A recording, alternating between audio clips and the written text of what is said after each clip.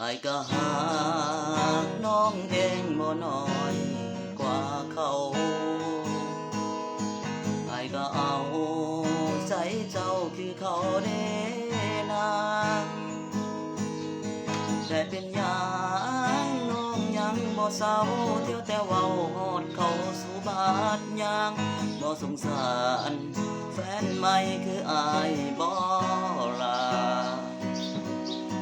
พยายา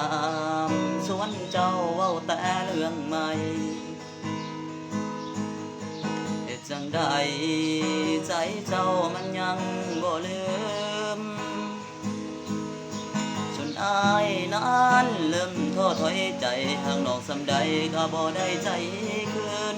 หัวใจอายมันเบิดแห้งเบินฝืนต่อแล้วล่ะ ขอโทษอีหลีที่อายบ่ดีคือแฟนเก่าเจ้าน้องบ่ลืมเขาหากเฮามันเลยหม่นมองคบกันก็หวังได้ใจ